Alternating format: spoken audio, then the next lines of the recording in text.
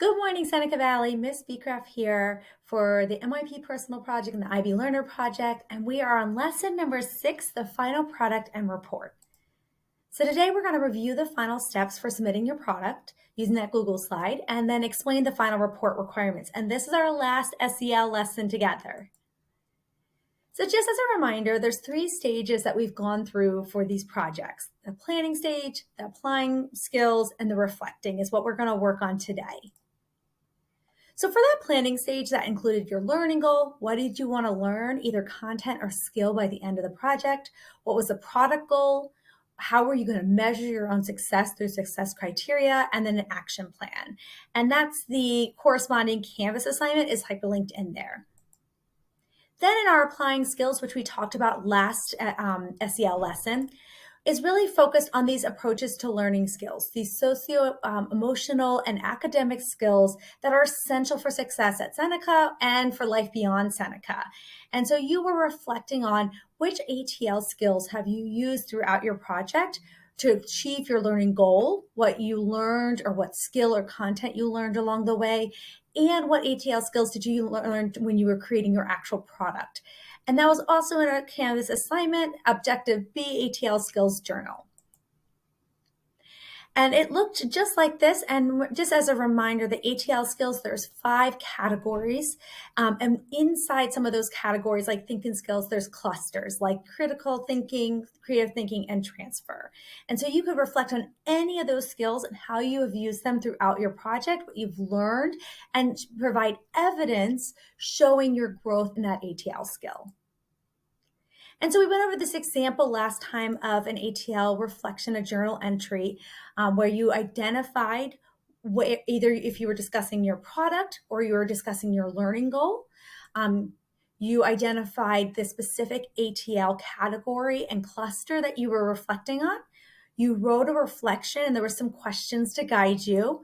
And then you provided evidence. And so it could be screenshots, pictures, notes. It's really, really flexible, whatever evidence you have to show how you've been using this ATL skill.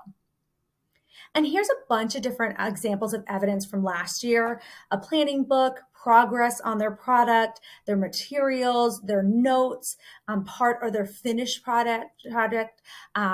This is an email about the project, so communication skills. Here's a web page, research skills in this works cited. So whatever ATL skill you were using and you're reflecting on, you provide evidence of that reflection. This one was thinking skills, where it showed changes in their animation design based on reflection and critical thinking skills. And then the last stage of the personal project is our reflection, where you reflect on the impact of the project and evaluate your product against the success criteria. And so that is going to be in 2 parts. One, the Google slide that I introduced last time, and the final report that we'll talk about this time. So for the product Google slide, by this Friday, you should have finished your product. And the way that you submit your product is through this Google slide. And so you're going to include your name. You're going to make up a title, whatever title you'd like. You're going to share your learning goal and product goal, and you're going to add pictures. And then the last thing you'll do is hyperlink. So if you made a website, an animation, a blog, you have a Google Slides, you're going to hyperlink those into your this Google slide so I can access and see your final products in a little bit more detail. So let me just show you real quick an example. So here's an example one from me. My name. I named my project creating an ATL website for educators. This is something I've been working on. My learning goal is how to create a Google website, and my product is the actual website. You can see I already put one picture in here. If I want to add a second picture, it's really easy. You just go to replace image. I saved mine on my computer. And you add your image. Then if I want to hyperlink, since this is a website, you're going to grab the link. So if it was a Google Doc, just make sure that I have editing access, that I can view it. And then you can either hyperlink it on your picture, Control K, and put my link, or you could put it down here in the notes, whatever is easiest for you. And you'll see that there's a couple different templates. There's one that only has one picture. There's one with two pictures. You just need to do one of those, whichever one fits the best for your project. It is the exact same with the learner project. They're just in a different color, so I know the difference between the two Google Slides. So that's the first part of our reflecting portion of the projects.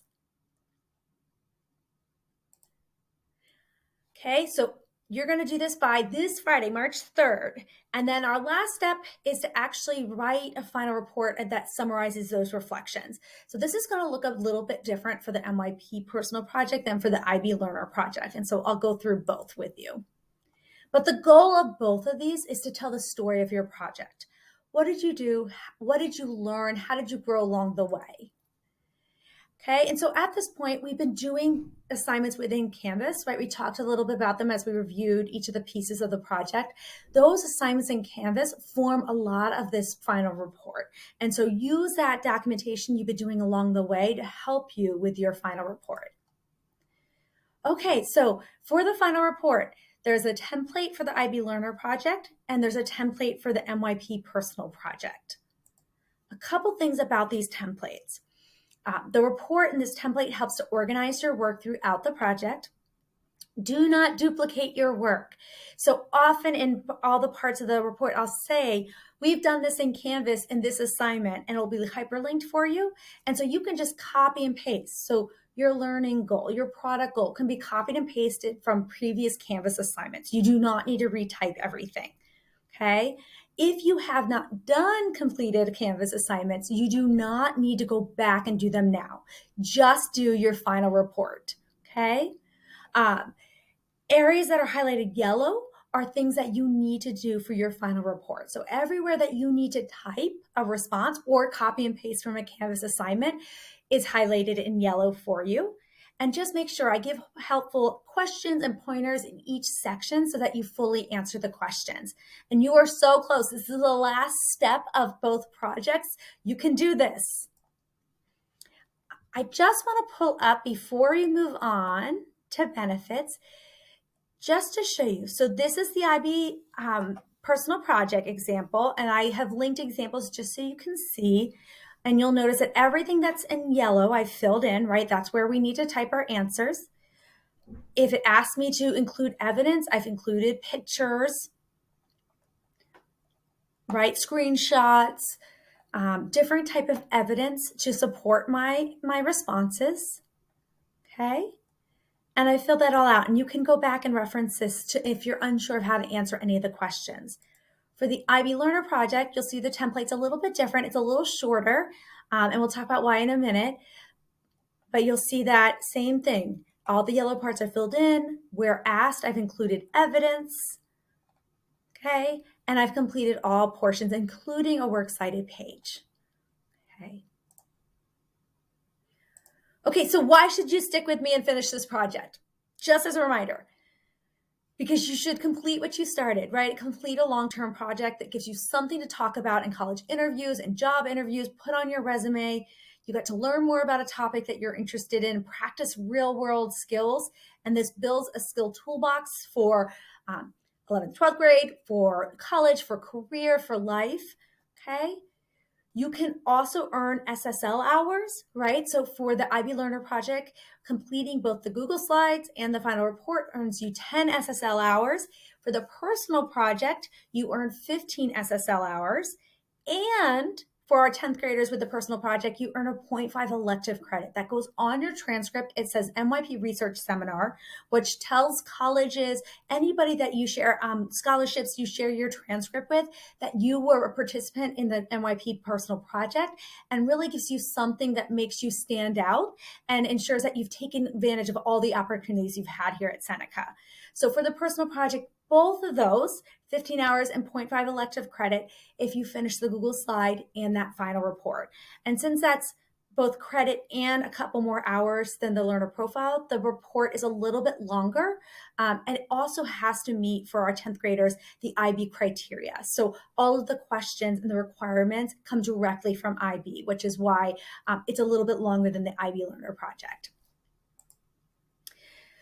For my 10th graders, since your report's a little bit longer, I want to make sure that I help you with that report and give you some time to finish it.